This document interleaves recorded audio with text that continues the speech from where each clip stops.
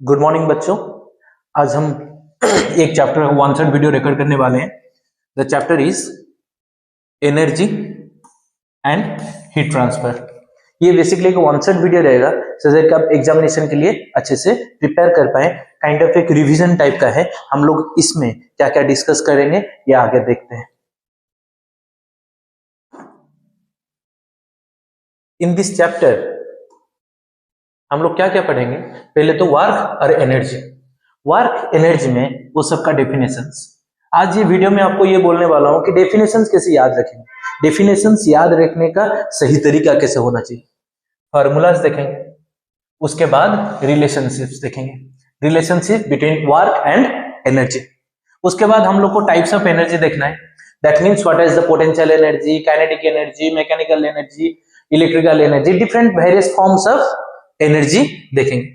उसके बाद energy conversion कैसे होता है। You guys already have read that energy can neither be created not be destroyed. Energy क्या करता है, अपना फॉर्म चेंज करता है। एनर्जी क्या करता है, अपना फॉर्म चेंज करता है, एक से दूसरे फॉर्म में जाता है। तो उसका जो कन्वर्जन जो है विथ रियल एप्लीकेशन हम लोग स्टडी करेंगे। आफ्टर दैट हम लोग पावर देखेंगे। पावर में पावर का डेफिनेशन देखेंगे and at the same time कुछ न्यूमेरिकल सॉल्व करेंगे। क्लियर। उसके बाद नेक्स्ट चैप्टर हम लोग शुरू करेंगे। उसके बाद हीट ट्रांसफर।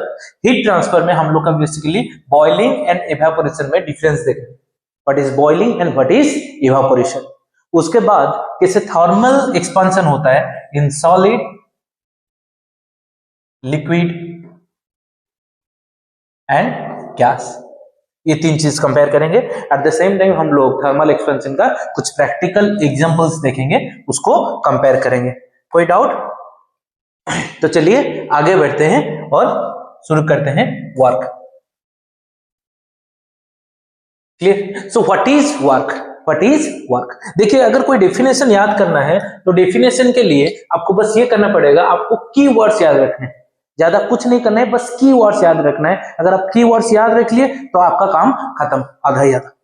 तो कोई भी अगर वर्क डन हो रहा है, कोई भी अगर वर्क डन हो रहा है, the only must thing is there must be a force, there must be a force. तो आपका डेफिनेशन में फोर्स होना चाहिए।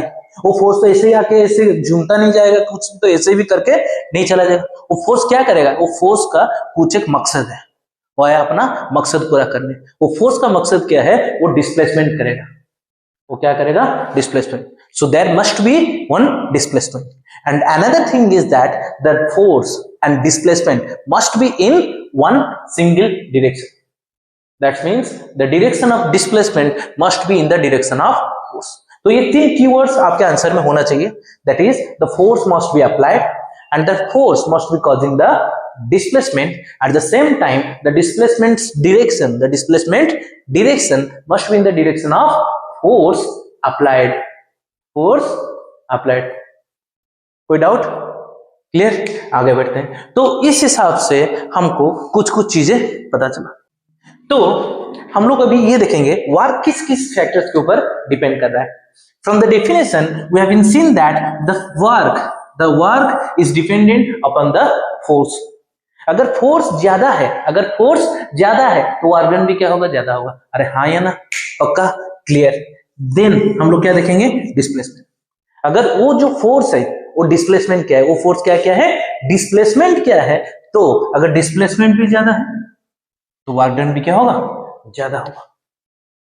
क्लियर। और सबका क्या है, ये क्या है, physical quantities. This all are the physical quantities. तो उसका क्या रहता है, यूनिट्स रहता है। तो हम लोग हमेशा कौन सा यूनिट देखते हैं, एसआई यूनिट। एसआई यूनिट देखेंगे। तो SI unit for the force is newton. Force is newton represented as N and displacement is metre represented as small m and for the work the SI unit is joule represented as J. Clear. तो उसका important point basically क्या है, work is done only and only if the force and displacement is in same direction. The force must cause the displacement. Clear? आगे बढ़ते हैं।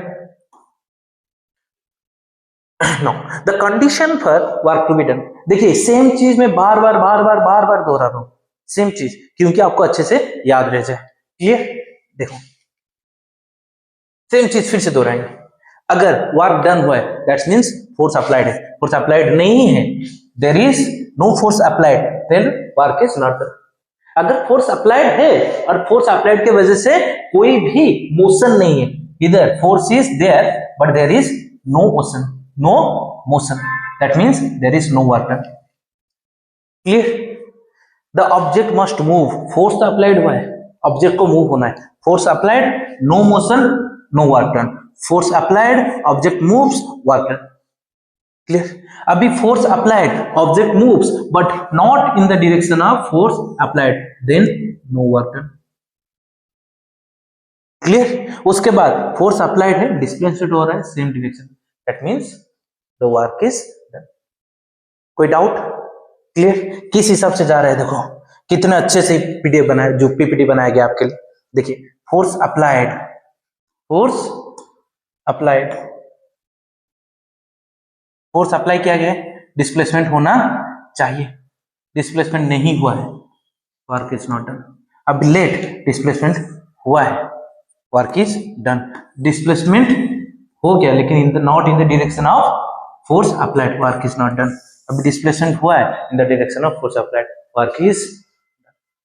समझ में? Each and every components को समझिए। क्लियर? नाउ अभी हम लोग क्या देखें, what is the unit of work, that is joule, that is joule, unit of work is joule. Clear? The unit of work is joule. अभी क्या क्या है, क्वेश्चन ये आ सकता है, define one joule, define one joule. तो work done का formula क्या है, F into S, where work done is equal to force into displacement and the displacement must be in the direction of force applied. Clear? कब ये work done 1 joule होगा, जब ये quantity 1 Newton होगा और ये क्वांटिटी 1 मीटर होगा। तो इसीलिए उसको अगर डिफाइन करेंगे तो हम लोग क्या बोलेंगे, if 1 newton of force applied to cause the displacement of 1 metre in the direction of force applied. कोई डाउट? वही लिखा गया है, अरे हाँ या ना? क्लियर?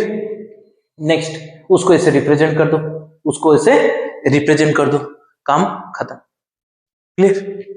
नेक्स्ट अभी हम लोग का वर्क खत्म हो गया, अभी मेन चीज है, देखो पहले फोर्स था, पहले आप लोग क्या पढ़े पिछले चैप्टर में, फोर्स, पहले क्या पढ़े, फोर्स।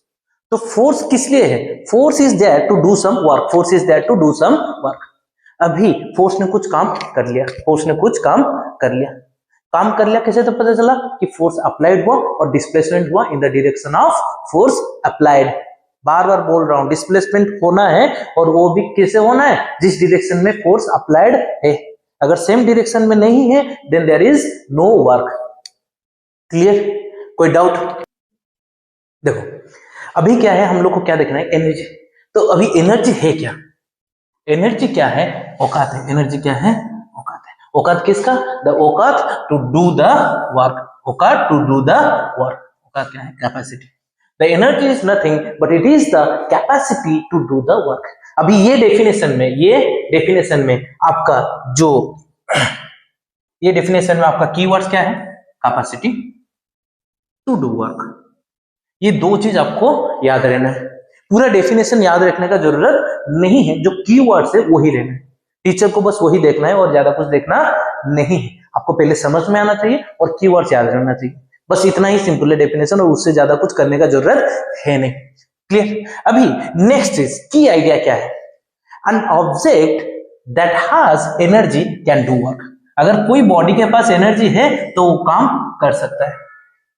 क्लियर? जो भी बॉडी है उसके पास क्या है, एबिलिटी है। कोई भी बॉडी है उसके पास अगर एनर्जी है, उसके पास क्या है, एनर्जी है, तो उसके पास वो एबिलिटी है, वो कैपेसिटी है, उसका वो औकात है कि वो फोर्स एग्जर्ट कर सकता है, वो फोर्स एग्जर्ट कर सकता है। एंड वो फोर्स क्या कर सकता है, that force can cause displacement. It is the key idea behind the energy. अभी देखो एनर्जी और वर्क का रिलेशनशिप, एनर्जी और वर्क का रिलेशनशिप क्या है यही देखना है। एनर्जी का मतलब क्या है, शक्ति। एनर्जी का मतलब क्या है, शक्ति। वर्क है शिव जी, कर्म करना है, कर्म मतलब शिव जी, तो शिव शक्ति का रिलेशन है। तो शिव जी है तो शक्ति जी है, शक्ति जी है तो शिव जी है। अगर वार्क है तो एनर्जी है, एनर्जी है तो वार्क है। अगर सोचिए, इमेजिन कीजिए मेरे पास एनर्जी है, अगर मेरे पास एनर्जी है then that means I have the ability to do work, I have the ability to do work. अगर मैं कोई भी बॉडी है उसके ऊपर अपना कुछ काम कर रहा हूं, वर्क कर रहा हूं, that means I am transferring my energy to that body. The energy has the ability to do work and the work can store the energy, the work can store the energy in different form. ये यही क्या है आपका work और energy का relationship. Clear? The energy possessed by a body equals to the amount of work. Clear? तो जो energy है उससे क्या होता है, वर्क डन होता है, वर्क डन से क्या होता है, एनर्जी स्टोर होता है। इसीलिए the energy is equals to the work done, energy equals to the work done. That's why we represent both of them with a single unit, that is joule. दोनों का unit क्या है, same है। क्या है वो, जूल है। क्या है, जूल है। क्लियर? कोई डाउट नहीं। अभी अगर क्वेश्चन में पूछ दिया what right the relationship between energy and work, आपको यही लिखना है, the energy possessed by a body, the energy possessed by a body. Energy किसके पास होता है, एनर्जी कोई भी बॉडी के पास होता है। The energy possessed by a body that means energy. सिर्फ energy equals to work done लिख के आने से वो वर्ड नहीं बनते हैं अच्छे से। तो क्या लिखना है, the energy possessed by a body equals to the amount of work done by that body. Clear? Next, so first of all we'll see one type of energy, that is the mechanical energy. Energy का type क्या है, mechanical energy. The mechanical energy का definition पहले याद रखना है। अगर कहीं पे भी एनर्जी, कोई भी एनर्जी का डेफिनेशन पूछ लिया, कोई भी एनर्जी का, तो डेफिनेशन शुरू कैसे करना है, the energy possessed by a body. Her definition, अगर डेफिनेशन किसका पूछा है, एनर्जी, चाहे पहले कुछ भी हो, आपको कुछ उससे लेन देन नहीं है। अगर एनर्जी का डेफिनेशन पूछा है तो आपको क्या लिखना है, energy possessed by the body. कोई भी एनर्जी है वो किसके द्वारा पोजेस्ड है, कोई भी बॉडी के द्वारा क्या है, पोजेस्ड है। तो पहले डेफिनेशन शुरू होगा कहां से, energy possessed by a body. किस लिए पोजेस्ड है, वो एनर्जी कहां से आया, अभी उसको क्या लिखना है, वो कॉज लिखना है। अभी क्या लिखना है, cost. For the mechanical energy क्या लिखना है, the energy possessed by the body, the energy possessed by the body. किस लिए, क्यों पोजेस हुआ है, कोई प्रोसेस के लिए पोजेस हुआ है, वो प्रोसेस क्या है,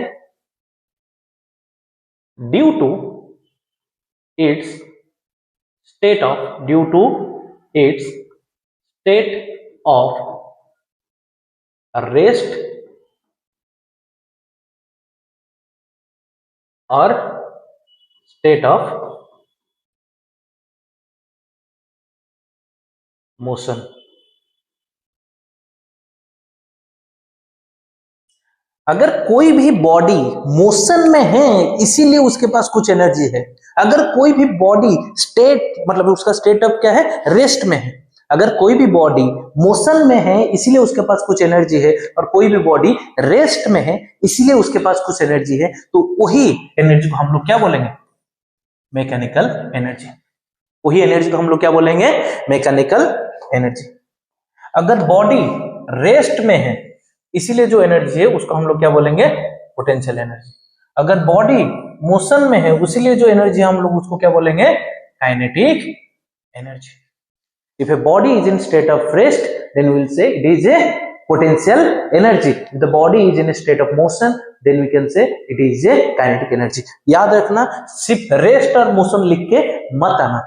क्या लिखना है, state of rest and state of motion. वो उसको स्टेट को बताता है, उसको क्या करता है, स्टेट को बताता है। क्लियर? और ये चीज, अगर कोई भी एनर्जी है, पहले डेफिनेशन जब शुरू करोगे क्या लिखोगे, energy possessed by the body. कोई डाउट? क्लियर? एग्जांपल इधर लिखा हुआ है, a flying bird has both kinetic energy and potential energy. कैसे है, आगे जब हम लोग पढ़ेंगे इन डिटेल काइनेटिक एनर्जी क्या है, पोटेंशियल एनर्जी क्या है, तब आपको पता चलेगा। क्लियर? नाउ पोटेंशियल एनर्जी क्या बोला था, सेम चीज हर जगह। अभी हम धीरे धीरे स्पीड अप करते हुए चलेंगे, क्योंकि पहले बेसिक में थोड़ा टाइम लगता है, उसके बाद भागना है बस। क्लियर। अभी डेफिनेशन में क्या बोला था, अगर कोई भी डेफिनेशन है, पोटेंशियल एनर्जी का डेफिनेशन है, पहले क्या है देखने का जरूरत नहीं है। अगर एनर्जी है तो क्या लिखना है, energy possessed by a body. Energy possessed है बॉडी लिखना है, मतलब लिखना है कोई भी एनर्जी। अब लिखना है क्यों पोजेस्ड है, किस कारण से प्रेजेंट है वो। That energy possessed by a body due to its position और configuration, due to its position और configuration, due to its position and configuration. बस यही दो लिखना है। अगर इतना भी याद नहीं रह रहा है तो सीधा लिख दो due to the state of rest, due to its state of rest. Clear. लेकिन पहले क्या लिखना है, energy possessed by body. Definition का एक फॉर्मेट है, बस वही लिखना है। क्लियर, समझ में। Now will C on what factors the potential energy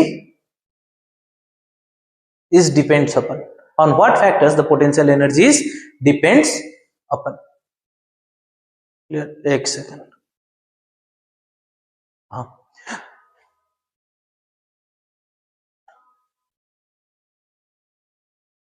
clear.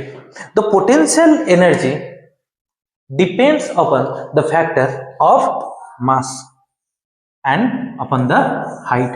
अगर पोटेंशियल एनर्जी कैसे शो हो रहा है, पोटेंशियल एनर्जी कैसे शो होगा, अगर कोई बॉडी है, कोई क्या बॉडी है, उसको हम सर्टेन हाइट तक रेज करिए। अभी ये बॉडी को कोई भी हाइट तक रेज करने के लिए हम लोग ने क्या किया है, वर्क डन किया। हम लोग ने क्या किया, वर्क डन किया। अभी जो वर्क डन हम किए हैं तो हम लोग अपने एनर्जी क्या एक्सपेंड किए, वो energy in the form of potential energy ये पेन में स्टोर्ड है। ये पेन में क्या है, स्टोर्ड है। कैसे पता चला, अगर मैं उसके ऊपर एक फोर्स अप्लाई कर रहा हूं मेरे हाथ से, तभी वो क्या है, रेस्ट में है। अगर मैं वो फोर्स छोड़ दूं तो नीचे गिरना शुरू हो जाएगा, वो कुछ वर्क डन करेगा क्योंकि उसके पास क्या हो गया, अभी एनर्जी स्टोर हो गया। क्लियर। जितना भी मासिव बॉडी होगा उसको ऊपर उठाने के लिए उतना एनर्जी लगेगा, तो उतना ज्यादा एनर्जी स्टोर होगा। क्लियर। अगर मासिव बॉडी है, अगर मासिव बॉडी है तो उसका पोटेंशियल एनर्जी भी क्या होगा, ज्यादा होगा। If mass is more then potential energy is more, we can say that potential energy is directly proportional to the mass of the body। Clear? At the same time, जितना ज्यादा height उठाएंगे उतना ज्यादा पोटेंशियल एनर्जी स्टोर होगा। That's why the potential energy is directly proportional to the height of the body। Clear? On that basis, अभी देखो potential energy किसके साथ डायरेक्टली प्रोपोर्शनल है, मास के साथ, और किसके साथ डायरेक्टली प्रोपोर्शनल है, हाइट के साथ। तो अगर हम पोटेंशियल एनर्जी का फॉर्मूला लिखेंगे, potential energy is equal to mgh। Potential energy is equal to mgh। कोई डाउट? क्लियर। अभी उसका कुछ न्यूमेरिकल्स है, देखते हैं। क्लियर। जैसे कि इधर देखो, इधर सेम चीज लिखा हुआ है, पोटेंशियल एनर्जी का फॉर्मूला। अरे हाँ, या ना, तो potential energy mass, acceleration due to gravity and height. Acceleration due to gravity को कोई कांस्टेंट क्वांटिटी है, वो क्या है, कांस्टेंट क्वांटिटी है, जिसका वैल्यू क्या है, 10 मीटर पर सेकेंड स्क्वायर। क्लियर। ये पहले आप पढ़ चुके हैं। क्लियर। उसका कुछ एग्जांपल क्या है, water in A dam, stressed spring, object at A point. अगर पोटेंशियल एनर्जी का कोई भी एग्जांपल पूछ लिया तो ये तीन चीजें याद होना चाहिए, और एक बेसिक आइडिया रख लीजिए। कोई भी चीज अगर सर्टेन हाइट में है तो उसके पास क्या है, पोटेंशियल एनर्जी है ही है। कोई भी चीज अगर स्ट्रेस्ड है तो पोटेंशियल एनर्जी है। अगर सर्टेन हाइट में है तभी भी उसके पास क्या है, पोटेंशियल एनर्जी है। दो condition, stressed and at a certain height, stressed and at a certain height. Clear. अभी क्या है, types of potential energy. There are two types of potential energy. Clear. One is gravitational potential energy, जो हम लोग देखें कोई भी body को अगर सर्टेन हाइट में हम लोग रेज कर दे रहे हैं, कोई बॉडी को सर्टेन हाइट में अगर हम लोग रेज कर रहे हैं तो उसके ऊपर क्या आएगा, ग्रेविटेशनल पोटेंशियल एनर्जी। क्लियर। ये क्या है, ग्रेविटेशनल पोटेंशियल एनर्जी। उसको कैसे लिखना है, उसका डेफिनेशन, पोटेंशियल, अगर क्वेश्चन में आ गया gravitational potential energy, that means potential energy possessed by your body when the body is raised to a certain height। Clear? The potential energy possessed by the body when it is raised up to a certain height। इसी का ही numerical आप लोग करेंगे हमेशा, potential energy is equal to mgh। अब जितने भी numerical करेंगे वो क्या रहेगा, पोटेंशियल एनर्जी, मतलब कौन सा potential energy, gravitational potential energy. Clear. अभी इलास्टिक पोटेंशियल एनर्जी क्या है, अगर कोई भी चीज को तुम स्ट्रेच कर रहे हो या कंप्रेस कर रहे हो, तो अगर कोई भी चीज को कंप्रेस कर रहे हो, अगर इलास्टिसिटी है उसके पास, वो अपना फॉर्म में फिर से आ जाएगा। तो उसमें क्या है, अगर कोई चीज आप कंप्रेस करते हो तो उसमें क्या है, आप लोग कुछ वर्क डन करते हो, उसमें एनर्जी स्टोर होता है। तो energy store by a body, energy possessed by a body due to its configuration, due to its configuration and shape, due to its configuration and shape. तो अपना शेप और configuration की वजह से जो एनर्जी पोजेस होता है उसको हम लोग क्या बोलते हैं, इलास्टिक पोटेंशियल एनर्जी।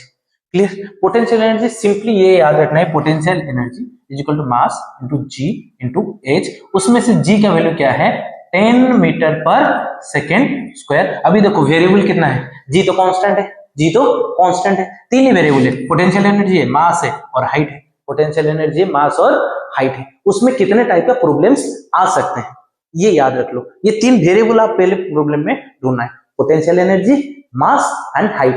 ये तीनों में से कोई दो वैल्यू गिवन होगा और एक क्वेश्चन में पूछा हुआ होगा। अगर पूछा हुआ है पोटेंशियल एनर्जी तो आप लोग सिंपली क्या कीजिए, मास का वैल्यू पुट कीजिए, जी का वैल्यू पता है, एच का वैल्यू पुट कर लीजिए।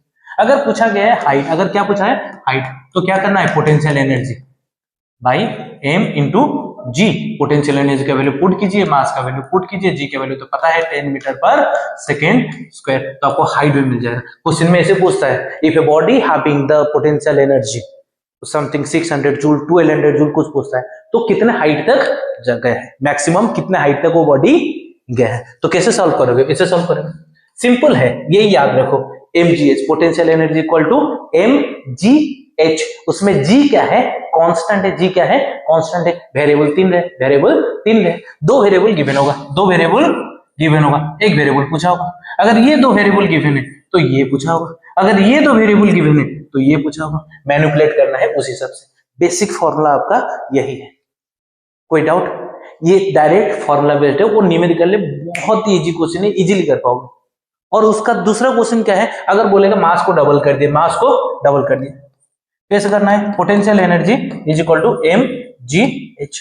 अभी मास को डबल किया तो पोटेंशियल एनर्जी चेंज होगा, तो अभी वो पोटेंशियल एनर्जी को हम लोग क्या लिखेंगे, पोटेंशियल एनर्जी डैश, कुछ नहीं बोला, potential energy which is equal to, अभी मास m था, मास डबल हो गया, that means mass is 2m is equal to into g into h, that is 2m g h।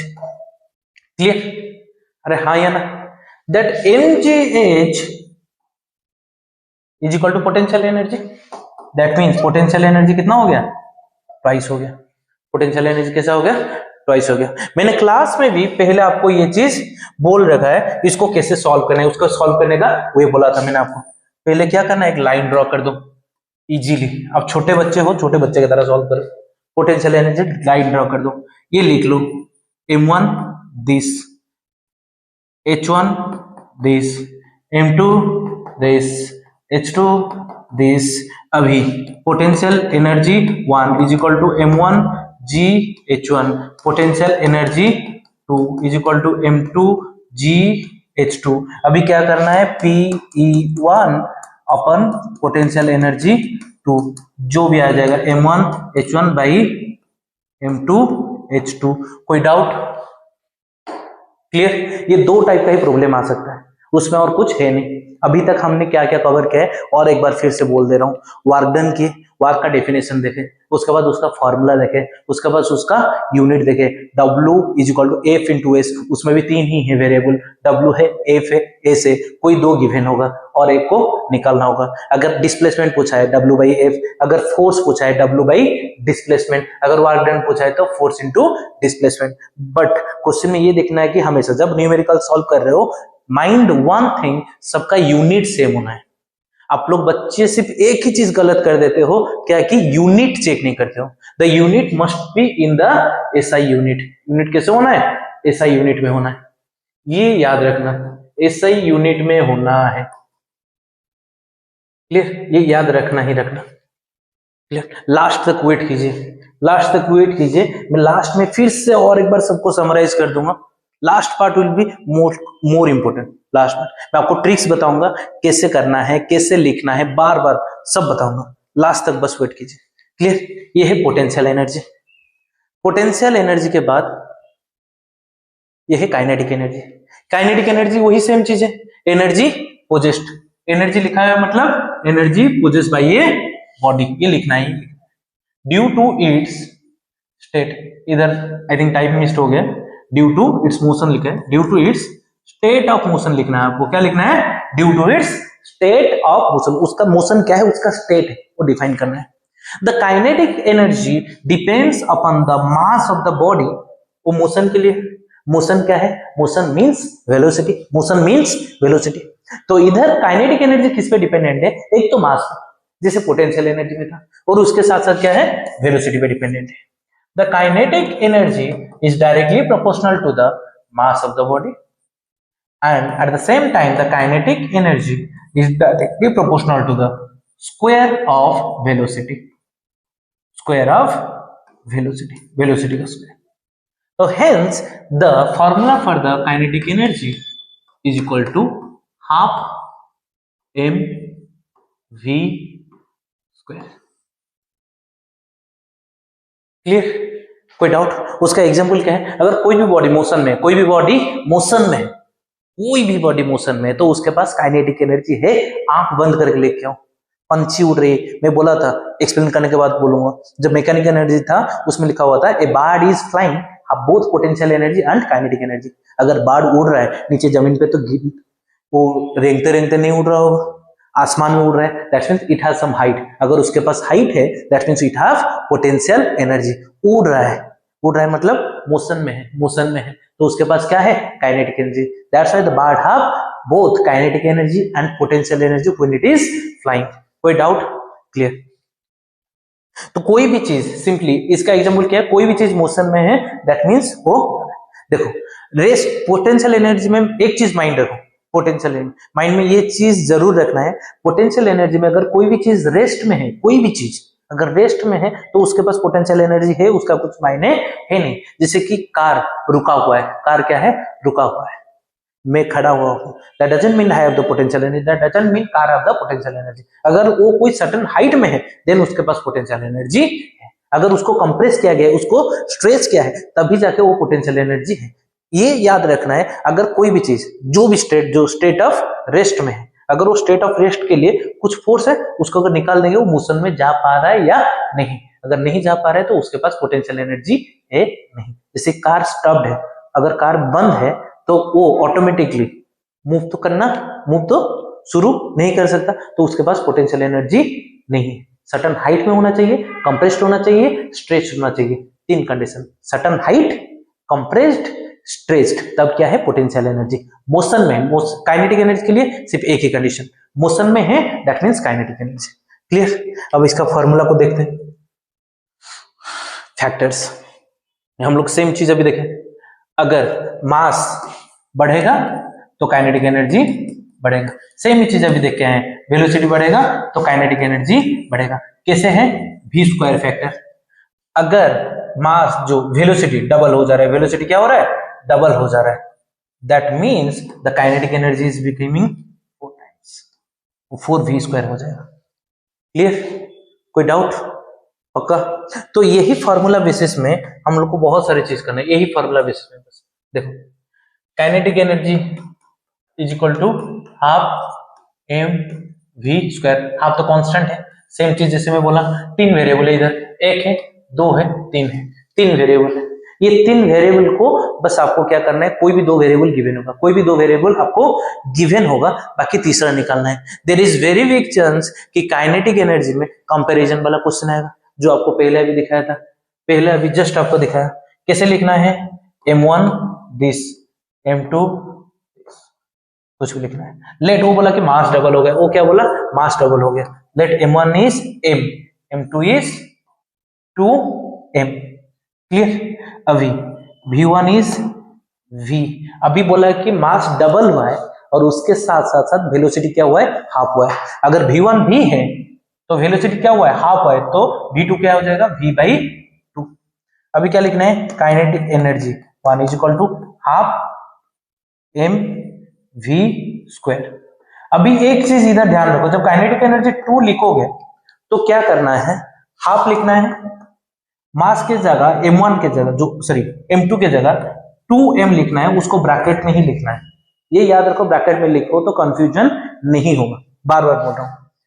ये v/2 लिखना है, उसको भी ब्रैकेट में लिखना है। अगर ब्रैकेट में नहीं लिखोगे 2 मिस हो जाएगा तुम्हारा, इसको स्क्वायर नहीं कर पाओगे। अभी इजीली स्क्वायर कर पाओगे उसको, इसके बाद सॉल्व करो। फिर हाफ 2m इंटू v²/4 2 तो कितना, मतलब ये 2 को कैंसिल मत करो अभी के लिए, ये 2 को कैंसिल मत कर लो, रहने दो। ये 2 कैंसिल कर दिया, दैट ये हाफ mv² और ये हाफ mv²। इसको कंपैरिजन करो, kinetic energy 1 by kinetic energy 2, ये क्या है हाफ mv², ये क्या है हाफ mv²/2, हाफ mv², ये 2 इधर नीचे डिवाइडेड है, ऊपर चला जाएगा। That means kinetic energy 1 upon kinetic energy 2 is equal to 2। कोई डाउट? पक्का? तो यही है बस। और इसमें क्या है, कुछ चीजें ध्यान में रखना है कि अगर कोई भी आपको फॉर्मूला है, फॉर्मूले में वेरिएबल्स है, आपको फॉर्मूला को बस क्या करना है, मैनिपुलेट करते रहना है। कोई एक चीज पूछा है तो 2 चीज गिवन है, उसको फॉर्मूला के हिसाब से क्या करना है, मूव करते हुए जाता है, और कुछ ज्यादा नहीं करना है। अगर कंपैरिजन है, बार बार बोल रहा हूं, बीच में लाइन खींचो, एक m1 m2 v1 v2 लिखो, काइनेटिक एनर्जी 1 काइनेटिक एनर्जी 2 लिखो, उसके बाद उसका वैल्यू पुट करो।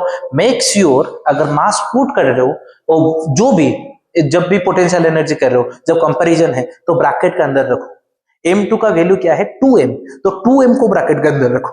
क्लियर? v2 का वैल्यू क्या है v/2, तो v/2 को ब्रैकेट के अंदर रखो, तो आपको कैलकुलेशन में कोई भी दिक्कत नहीं हो। क्लियर? अगर नहीं रोकोगे फिर बाद में फंसोगे और बाद में मेरे को बोलना नहीं। क्लियर? अभी प्रॉब्लम अगर आपको करना है, ये तो इजी प्रॉब्लम है, डिफिकल्ट प्रॉब्लम हम लोग ऑलरेडी क्लास में इससे बहुत डिफिकल्ट प्रॉब्लम कर चुके हैं। क्लियर? अभी देखो, अगर प्रॉब्लम है तो आपको क्या करना है, सॉल्यूशन में पहले आपको गिवन लिखना है। क्या लिखना है? गिवन लिखना है, बकायदा न्यूमेरिकल में गिवन लिखना है, मतलब लिखना है। क्लियर? गिवन क्या है? मास, दैट इज क्या लिखना है, m is equal to 2 kg। जब मैं वैल्यू लिख रहा हूं तब चेक कर रहा हूं, हाँ kg तो ऐसा यूनिट में है तो सोचने का जरूरत नहीं है।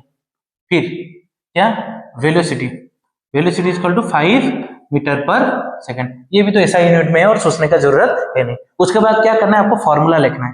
फॉर्मूला क्या है, kinetic energy is equal to half mv²।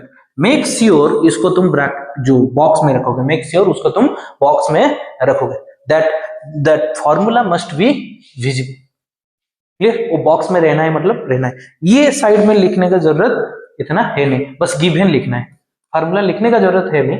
अगर लिखोगे तो बहुत अच्छा है, अगर नहीं लिखोगे कोई चिंता की बात है नहीं, बस उसको स्क्वायर में रखो।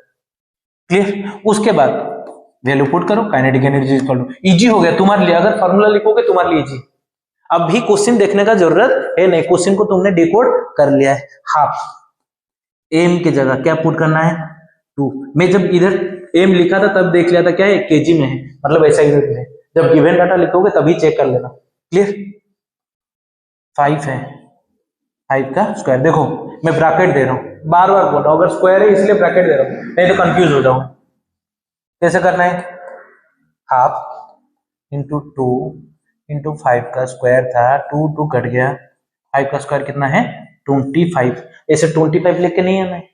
25 क्या है, 25 लीटर है, क्या है यूनिट मेंशन करना है, 25 जूल। इसको भी एक बॉक्स बनाओ, बॉक्स बना के लिख के आओ, यही मेरा आंसर है टीचर जी, आप देख लीजिए, यही मेरा आंसर है। आप बोल के आना, आपका एग्जाम पेपर बात करना चाहिए टीचर से। क्लियर? पोटेंशियल एनर्जी का सेम चीज, गिवन है लिखना है, गिवन है आपको लिखना है। मास बोलते जाओ, कितना है जी, हाँ 0.4 kg है, चेंज करने की जरूरत है नहीं। हाइट कितना है 10 मीटर, मीटर है, चेंज करने की जरूरत है नहीं। अभी क्या लिखना है, एनर्जी पूछा क्या है इधर, हाँ potential energy at highest point, clear? The potential energy at highest point is equal to mass, हाँ है जी, उसका वैल्यू भी उधर गिवन है, ये है जी का वैल्यू, और उसके बाद क्या है एच बॉक्स में।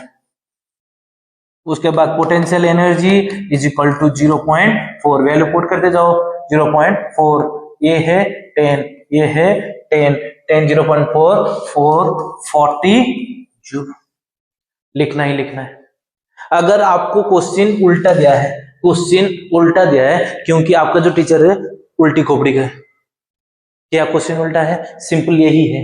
If potential energy is 40 joule, if potential energy is 40 joule, what will be the maximum height, what will be the maximum height the body can reach, what will be the maximum height the body can reach if mass is 0.4 kg। Clear? अभी question आपके लिए बदल जाएगा, अभी वैसे ही formula लिखो, potential energy is equal to m into g into h, पूछा क्या है जी एच, तो क्या हो जाएगा potential energy by m into g, ये आपका फॉर्मूला है, इसको बॉक्स में रखना है, ये आपका फॉर्मूला है, इसको बॉक्स में रखना है। क्लियर? कोई डाउट? अभी वैल्यू पुट करो, h is equals to 40 by 10 into 10, cut गया 4 बाई 10 0.4 मीटर, ऐसा यूनिट इज मीटर। तो दो टाइप का क्वेश्चन बन सकता है। कोई डाउट? वैसे भी काइनेटिक, वैसे ही काइनेटिक एनर्जी में भी सेम, मास दिया है, मास दिया है, काइनेटिक एनर्जी दिया है, वेलोसिटी पूछ सकता है। Clear? Now the law of conservation of energy, इसके बारे में मैं इसी वीडियो में ही पहले से बोल चुका हूं। क्या है the law of conservation of energy? क्या है? The energy can neither be created nor be destroyed, the energy can neither be created nor be destroyed। Clear? इसका मतलब क्या है? इसका मतलब क्या है? the energy before, the total energy before is equal to total energy after, total energy before is equal to the total energy after। that means the kinetic energy plus potential energy पहले जितना है throughout the motion वो क्या रहेगा? constant रहेगा, that is the total mechanical energy. इसके regarding में हम लोग क्लास में इन डिटेल बात कर चुके हैं। क्लियर? इसका एग्जांपल क्या है? Simple pendulum. इसका एग्जांपल क्या है? Simple pendulum. Clear? Simple pendulum है, और सिंपल पेंडुलम के साथ साथ और एक इसका एग्जांपल है roller coaster. Simple pendulum and roller coaster. Clear? जब भी एक पेंडुलम है, एक क्या है? पेंडुलम। ऐसे डायग्राम बनाना है, 3 पॉइंट लिखना है पेंडुलम में, पेंडुलम में 3 पॉइंट देना है। Clear? Eight highest point the potential energy is maximum, ये पॉइंट डिफाइन करते जाना है। ये है पॉइंट ए, ये है पॉइंट बी, ये है पॉइंट सी, ये लिखते जाना है। At point A the potential energy is maximum, potential energy is maximum and kinetic energy is 0।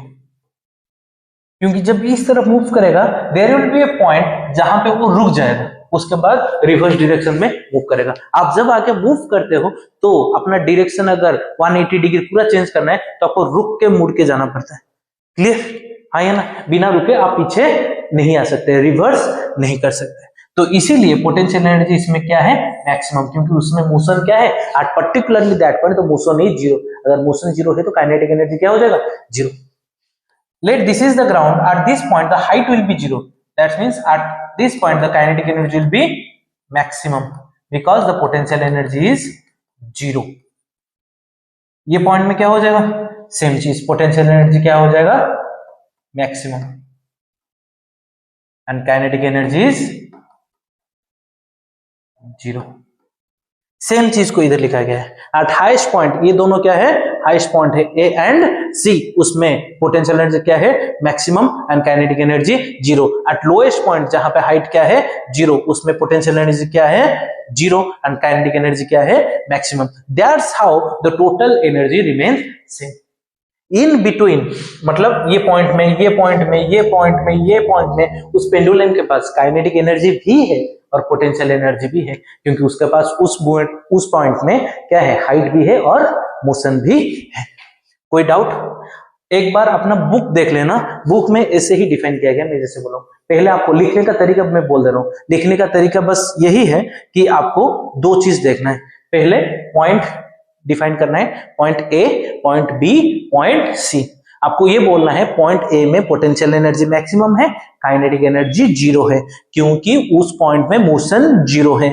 Point B में पोटेंशियल एनर्जी जीरो है, क्योंकि हाइट क्या है, जीरो है, तो काइनेटिक एनर्जी क्या बन जाएगा, मैक्सिमम।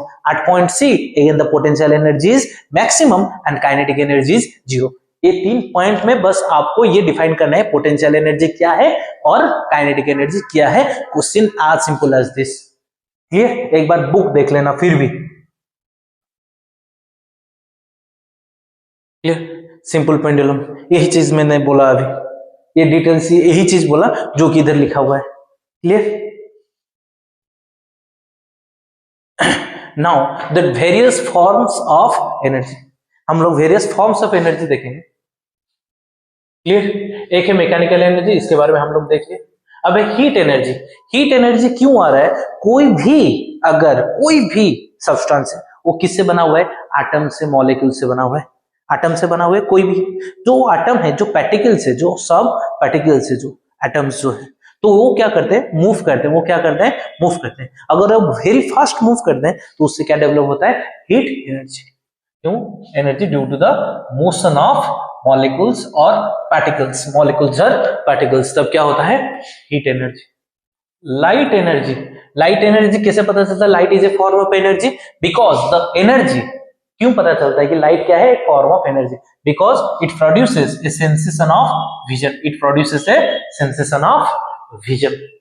और एक ये चीज भी आप देखे होंगे, जब थोड़ा सा कोई भी होल है, वो ये एक्सप्लेनेशन आपके बुक में भी है, थोड़ा सा होल है, उधर से अगर लाइट एनर्जी आ रहा है तो क्या करता है, उसमें देखोगे रैंडमली पार्टिकल्स मूव करते हैं, बहुत फास्ट मूव करते हैं। क्यों मूव करते हैं, due to the light energy. वो लाइट में दिखता है, कई बार छोटा सा होल है, सनलाइट उसमें आता है तो मोशन, रैंडम मोशन दिखने को मिलता है डस्ट पार्टिकल्स में। क्लियर? अभी साउंड एनर्जी क्यों है, because it is produces A hearing sensation. Clear? ये सेंसरी ऑर्गन टाइप का चीज है बस, ये दो, हाँ या ना, ये विजुअल सेंसेशन, ये हियरिंग सेंसेशन। इलेक्ट्रिकल एनर्जी क्यों हो रहा है, क्योंकि इलेक्ट्रॉन्स मूव कर रहे हैं। इधर क्यों हो रहा था, मोशन ऑफ मॉलिक्यूल्स। इधर क्या हो रहा है, मोशन ऑफ इलेक्ट्रॉन्स, सब एटॉमिक पार्टिकल्स। अरे हाँ या ना। इधर मैग्नेटिक एनर्जी क्या है, मैग्नेटिक मतलब मैग्नेट होगा, मैग्नेटिक मतलब क्या होगा, मैग्नेट होगा। केमिकल एनर्जी क्या है, कोई भी अगर एनर्जी एटम्स और मॉलिक्यूल्स में आज in the form of bond energy, chemical bond जो होता है, हाँ या ना, उसी को ही बोलते हैं हम लोग क्या, केमिकल एनर्जी। अभी न्यूक्लियर एनर्जी क्या है, कोई भी एनर्जी, जैसे कि आपको पता है अभी सब एटॉमिक लेवल में बोल रहा हूं, न्यूक्लियस जो सेंटर में, उसमें क्या है, न्यूक्लियस में neutron protons. Clear? They are strongly binded, they are strongly binded. जो एटम है, एटम का ऑलमोस्ट 90% मास कहां पे है, आपका न्यूक्लियस में। क्लियर? उसका पूरा जितना भी वॉल्यूम है, सबका मास कहां पे है, और न्यूक्लियस बहुत छोटा स्पेस में, न्यूक्लियस बहुत छोटा स्पेस में। क्लियर? तो इसके पास इनॉर्मस अमाउंट ऑफ एनर्जी है। तो न्यूक्लियस के पास जो एनर्जी स्टोर होकर है उसको हम लोग क्या बोलते हैं, न्यूक्लियर एनर्जी। क्लियर? हाँ या ना। These are the different forms of energy. Nuclear energy आप लोग देखोगे, जो भी न्यूक्लियर बम्स बनता है या तो न्यूक्लियर पावर प्लांट होता है, उससे हम लोग एनर्जी डिराइव करते हैं, इलेक्ट्रिसिटी प्रोड्यूस करते हैं। ये सब कहां से आता है, हम न्यूक्लियर एनर्जी। उसको कैसे बनाया जाता है, in the process of fusion, nuclear fusion, nuclear fusion करके बनाया जाता है। सनलाइट में जो आता है वो किस लिए आता है, due to the nuclear fusion. दो न्यूक्लियस क्या होते हैं, फ्यूज हो जाते हैं, तो उसको फ्यूजन बोलते हैं। जब दो न्यूक्लियस फ्यूज होते हैं तो कुछ एनर्जी रिलीज होता है, तो वो भी क्या है, न्यूक्लियर एनर्जी। सनलाइट जो कि अल्टीमेट सोर्स ऑफ एनर्जी है। देखिए ये वीडियो में मैं जो sunlight is ultimate source of energy वो कवर नहीं कर रहा हूं, आप वो एक बार बुक देख लीजिएगा। क्लियर? वो जो sunlight ultimate source of energy है, उसको भी एनर्जी कहां से मिलता है, न्यूक्लियर एनर्जी से। क्यों ना, दो हाइड्रोजन एटम्स हैं वो फ्यूज होते हैं, न्यूक्लियर फ्यूजन, उसका न्यूक्लियस फ्यूज हो जाता है, हाइड्रोजन हाइड्रोजन फ्यूज होता है, फ्यूज होकर क्या बनना होता है, हेलियम। हाँ या ना, कोई डाउट? पक्का।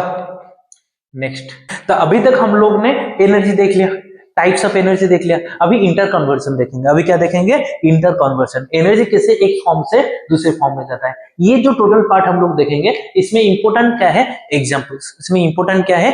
एग्जांपल्स। क्लियर? अभी देखो, ट्रांसफॉर्मेशन ऑफ एनर्जी। अभी बेसिकली फर्स्ट हम लोग क्या देखेंगे?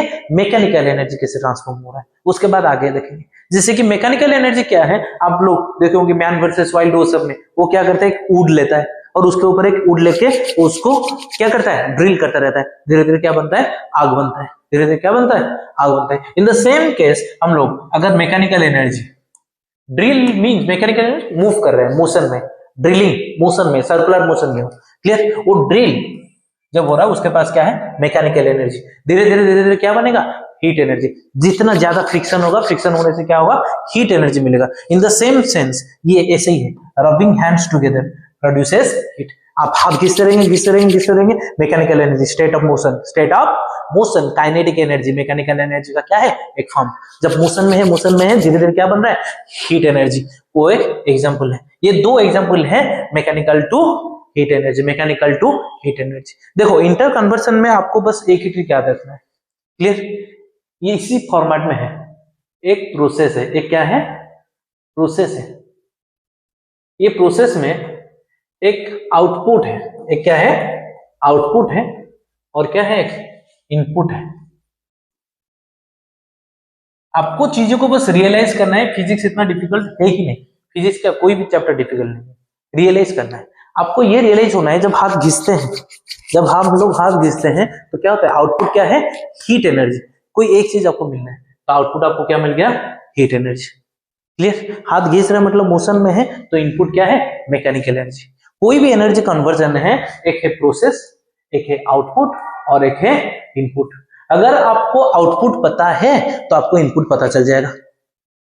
आउटपुट में क्या देखना है? प्रोसेस। वो प्रोसेस का मेन कॉज क्या है? एनर्जी क्या है? तब आपको इनपुट भी पता चल जाएगा। इजीली आप आंसर में, ये ज्यादा मार्क का आएगा भी नहीं, एक ही मार्क आएगा। बस आपको वो भी गलत नहीं करना है। 30 से 30 रखना है, टारगेट 30 रखना है पूरा। क्लियर? हाँ या ना? अब देखते चलते हैं जल्दी ये स्लाइड्स। क्लियर? आप लोग ये स्लाइड्स भी मिल जाएगा, आप लोग ये स्लाइड्स एक बार देख लीजिए। अभी मैं जल्दी बोलते जा रहा हूं। अगर कोई भी स्टोन को हम लोग स्ट्राइक कर रहे हैं तो उसमें क्या आ रहा है? स्पार्क आ रहा है। स्ट्राइक कर रहे हैं मतलब मोशन कर रहे हैं, मोशन कर रहे हैं मतलब मैकेनिकल एनर्जी। लाइट, स्पार्क्स जो आ रहा है उसे लाइट बोलते हैं, और हीट भी हो रहा है। स्पार्क भी आ रहा है, हीट भी आ रहा है। तो दो एनर्जी आएगा आपका, एक है लाइट एनर्जी और एक है साउंड एनर्जी। क्लियर? और हीट भी आएगा। लाइट एनर्जी, लेकिन आपके बुक में दो ही चीज है, light energy and sound energy. ये दो ही चीज याद रखिए। Clear?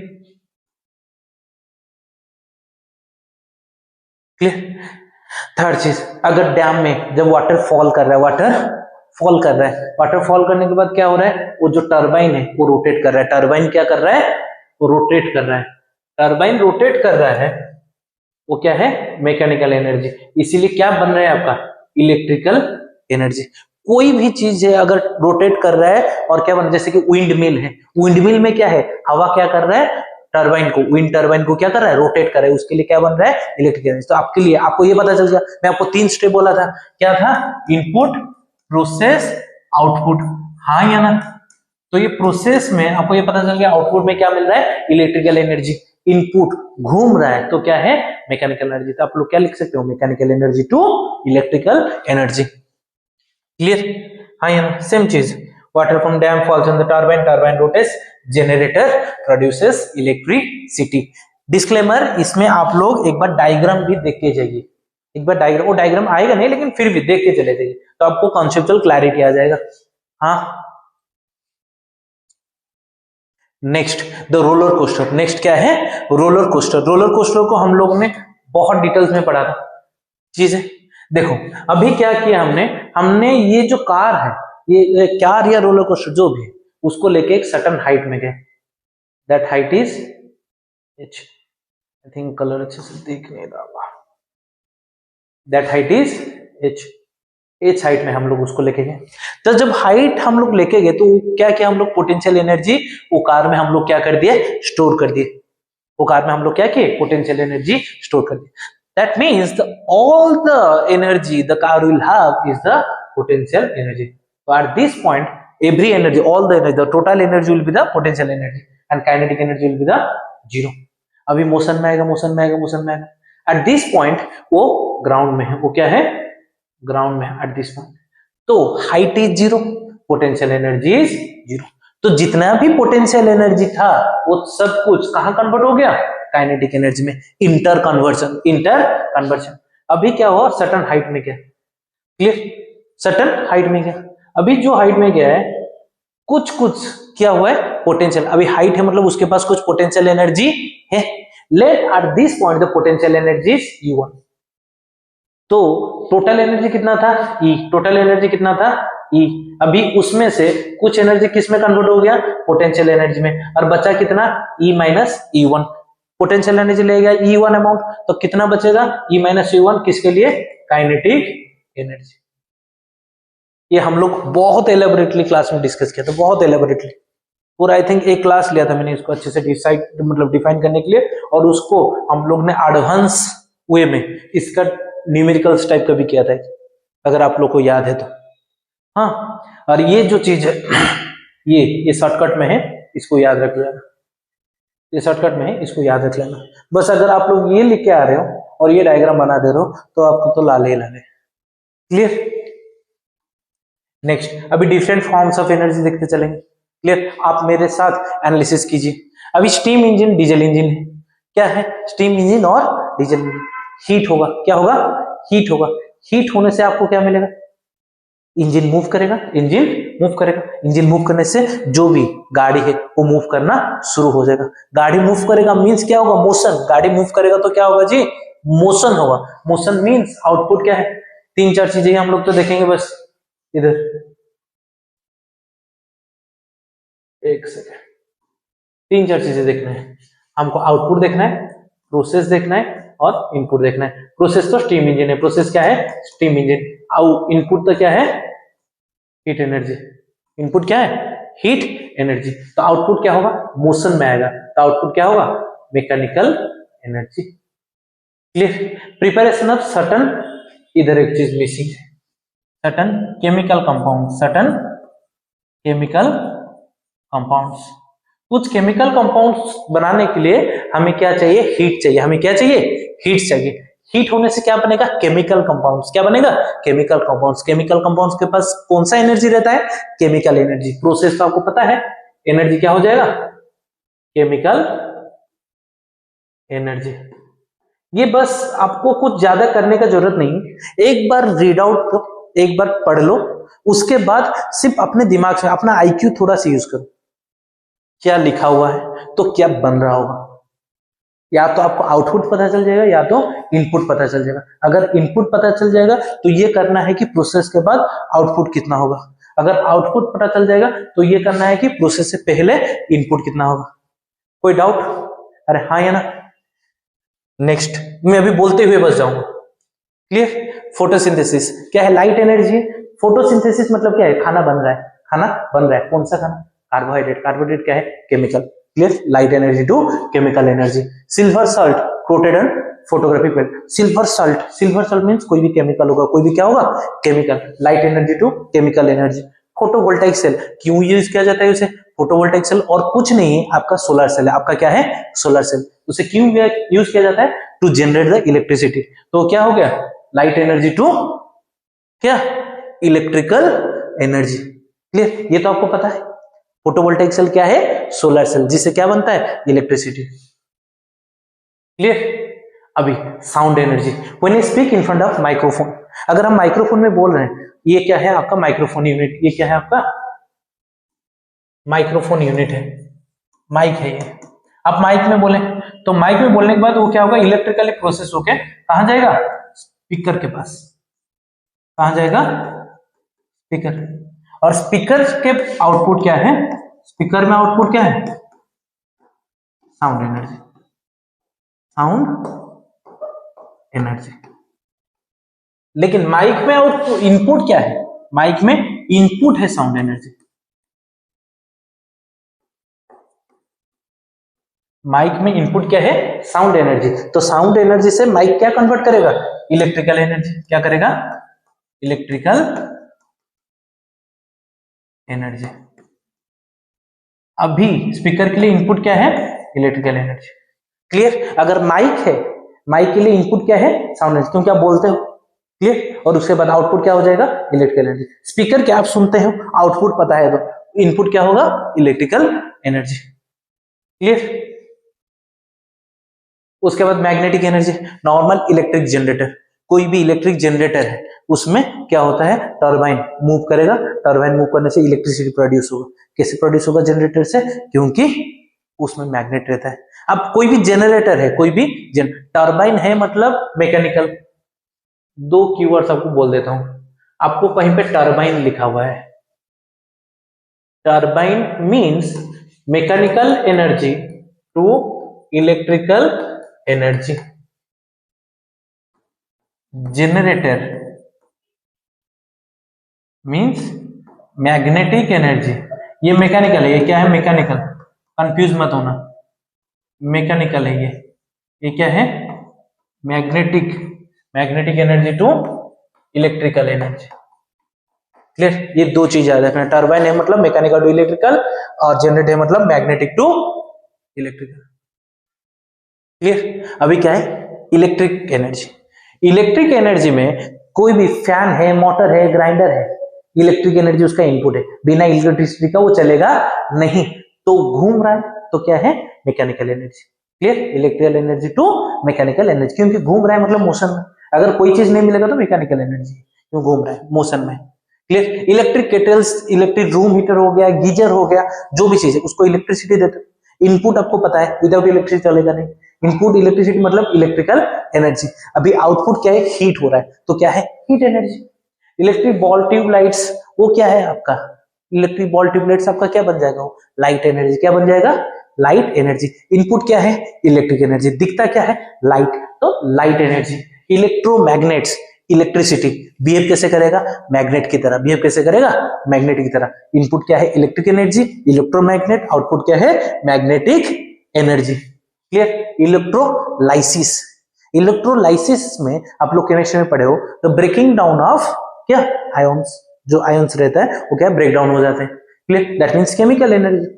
Clear, electrical energy to chemical energy, ये दो चीज है। क्लियर, ये क्या है, electrical energy to magnetic energy, ये मैग्नेट है। क्लियर, और ये क्या है, electrical energy to chemical energy, electrical energy to chemical energy. अरे हाँ या ना, कोई डाउट। अभी नेक्स्ट केमिकल एनर्जी वाला, कोई भी chemical energy, process of burning, कोई भी वुड बर्न हो रहा है, चारकोल बर्न हो रहा है, कोई भी बर्न हो रहा है, वो क्या है, उसमें जो केमिकल बॉन्ड में जो एनर्जी स्टोर होते हैं वही एनर्जी है। तो आपको पता है बर्निंग में क्या होता है, हीट एनर्जी, ये याद रख लीजिए। बर्निंग है, आउटपुट आपको पता चल जाएगा, इसमें आपको आउटपुट पता चल जाएगा, आउटपुट पता चल जाएगा, क्या है, heat, heat energy, heat energy and light energy, heat energy and light energy. लेकिन इनपुट पता नहीं चलेगा, तो इसको इनपुट याद रख लीजिए, केमिकल एनर्जी। क्लियर, उसके बाद electric dry cells, electric dry cells, तो बैटरी आपको क्यों यूज होता है, आपका कोई भी इलेक्ट्रिकल इंस्ट्रूमेंट यूज करने के लिए, तो आउटपुट क्या है, इलेक्ट्रिक एनर्जी। तो इनपुट तो पता है केमिकल एनर्जी, आउटपुट क्या है, electrical energy. Fire crackers, bombs, जो बॉम्ब हम लोग यूज करते हैं, तो उसका वो क्या है, आपको पता है कि अगर घर में आपका फुलझड़ी वगैरह कुछ बना दो, कभी कभी किस किस के घर में ही बनता है, तो वो फायर क्रैकर्स में क्या है, पोटास है, सोडियम है, वो सब क्या है, केमिकल्स, वो सब क्या है, केमिकल्स। वो जो केमिकल्स है, जो पोटेशियम, सोडियम, वो सब केमिकल्स, एक्सप्लोजिव केमिकल्स है, वो क्या है, एक्सप्लोजिव केमिकल्स, वो केमिकल एनर्जी है। जब वो बर्स्ट होता है तो क्या मिलता है आपको, लाइट मिलता है, हीट मिलता है, एट द सेम टाइम आपको साउंड भी मिलता है। इसमें तीन है, ये इंपॉर्टेंट है, ये आ सकता है, बोल दे रहा हूं, फायर क्रैकर्स एंड बॉम्ब्स क्या है, लाइट, आउटपुट लिख रहा हूं मैं, हाँ, light, sound and heat. Clear, कोई डाउट। यहां तक कोई डाउट है? Now will see what is power. Power क्या है ये देखना है। पावर क्या है? The power is a measure, power is a measure by which we can measure that the work is done at faster rate और work is done at slower rate। अगर work faster rate में हो रहा है तो power क्या है? ज्यादा है। अगर वर्क स्लोअर रेट में हो रहा है तो पावर क्या है? कम है। That means we are measuring power. For the power what we measure? We measure the work done with respect to the time taken। तो अगर फास्ट हो रहा है, अगर फास्ट वर्क हो रहा है that means time taken is less. अगर टाइम टेकन लेस है तो पावर क्या होगा? ज्यादा। That means the power is somehow inversely proportional to the time taken and power is directly proportional to the work done. That's why the formula will be power is equal to work done per time taken, that is W by T। Any doubt? Clear? इसमें बार बार मैं बोलते जा रहा हूं। Clear? क्या चीज है? अगर P is equal to W by T है तो आपके पास वेरिएबल्स कितने हैं? 3 वेरिएबल्स, 1 2 3। इसमें से 2 वेरिएबल आपको गिवन होंगे और एक वेरिएबल आपको क्या करना है? निकालना है। अगर टाइम पूछेगा तो आप क्या कर सकते हैं? P is equal to W by P। अगर W पूछेगा तो आप क्या कर सकते हैं? P into T। अगर पावर पूछेगा तो P is equal to W by T। Make sure जब आप न्यूमेरिकल सॉल्व कर रहे हो, जब भी आप न्यूमेरिकल सॉल्व कर रहे हो वो याद रखना कि ऐसा यूनिट में होना चाहिए। जैसे time must be in second, work done must be in joule and power must be in watts. पावर का ऐसा यूनिट क्या है? वाट है। क्लियर? कभी कभी अगर क्वेश्चन में किलोवाट में दिया होगा, लेट 1 किलो वाट पावर दिया है तो उसको क्या करना है? 1000 वाट कन्वर्ट करना है पहले, उसके बाद क्वेश्चन सॉल्व करना है जो न्यूमेरिकल्स रहेगा। और एक है 1 हॉर्स पावर। 1 हॉर्स पावर देखे होंगे आप लोग बाइक में, कार में। हॉर्स पावर में पावर को डिफाइन किया जाता है। 1 horsepower is equal to 746 watt. Clear? Numericals के रिगार्डिंग मैंने बोल दिया आपको P is equal to W by T। और जब न्यूमेरिकल सॉल्व करना है तो आपको क्या देखना है? सब SI यूनिट में रहना चाहिए। अगर SI यूनिट में नहीं है try to convert it into the SI unit, उसके बाद सॉल्व करना है। कोई डाउट? क्लियर? इसमें और एक चीज इंपोर्टेंट जो है क्या है? उसका definition. The power is rate of doing work. सिर्फ ये याद रखना है, रेट ऑफ डूइंग वर्क। मैंने आपको पहले भी बोल रखा है, अगर रेट है, अगर डेफिनेशन में रेट है दैट मीन्स क्या है? डिवाइडेड है। नीचे क्या डिवाइडेड है? टाइम डिवाइडेड है। That means we are measuring the work done with respect to time. अगर कम टाइम में ज्यादा वर्क है तो there is more power. Clear? 3 ही चीज इंपोर्टेंट है। एक इसका डेफिनेशन है, दूसरा क्या है? उसका फॉर्मूला है। और ये याद रखना है, we measure power with respect to time. We measure power with respect to time. Time is important है, टाइम इज इंपोर्टेंट क्योंकि ये एक आपका, जब आप डिफरेंशिएट करोगे बिटवीन एनर्जी एंड पावर, ये आपका एक गोल पॉइंट होगा। क्लियर? कोई डाउट? नेक्स्ट आगे बढ़ते हैं। Now the unit of power, इसके रिगार्डिंग हमने ऑलरेडी डिस्कस कर चुका है। यूनिट ऑफ पावर क्या है? What. Unit of power is what. कोई डाउट? यूनिट ऑफ पावर क्या है? व्हाट। हम लोग ऑलरेडी डिस्कस कर चुके हैं और उसके साथ साथ हम लोग ये पार्ट भी डिस्कस कर लिए थे। अरे हाँ या ना? क्लियर? और उसके बाद हम लोग को क्या देखना है? वाट को कैसे डिफाइन करोगे? इसको डिफाइन करना है वाट को। जैसे हम लोग जूल को डिफाइन किए थे, वैसे किसको डिफाइन करना है? वाट को। अगर हम लोग को फॉर्मूला क्या था? P is equal to W by T। Clear? That means अगर ये 1 वाट होगा दैट मीन्स वर्क डन कितना होना चाहिए? 1 जूल। टाइम कितना होना चाहिए? 1 सेकेंड। क्लियर?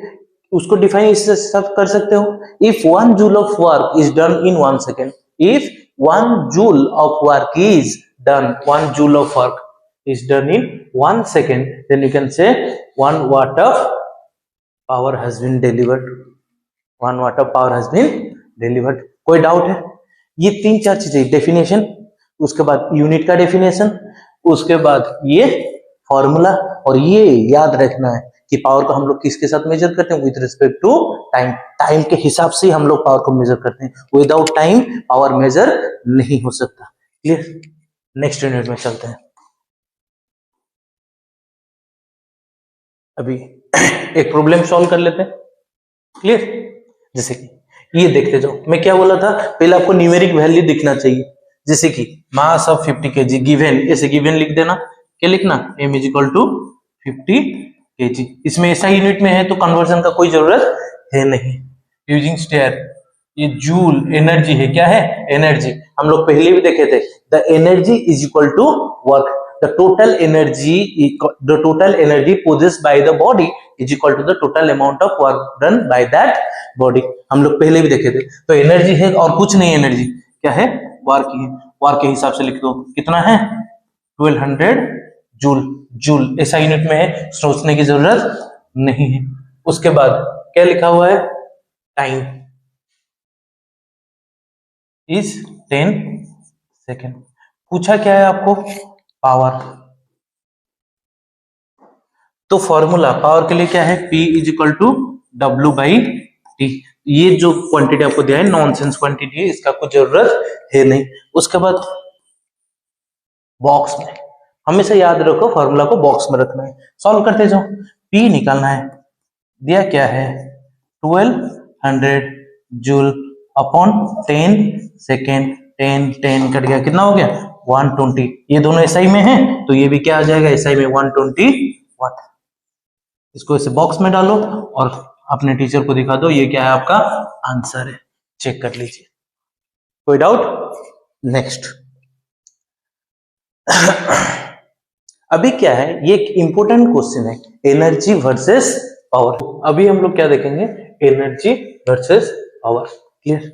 एक सिंपल सा लगा दो आपको, मैं जस्ट हिंट देते जा रहा हूं, आप लोग ही करना। First point should be the definition. आप लोग उसे डिफाइन करो। क्लियर? डेफिनेशन सबको पता है। डेफिनेशन क्या है? एनर्जी क्या है? Energy is the ability to do work. Energy is ability और कैपेसिटी टू डू वर्क। हाँ या ना?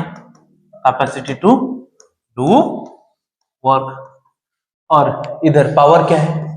Rate of doing work. Rate of doing work.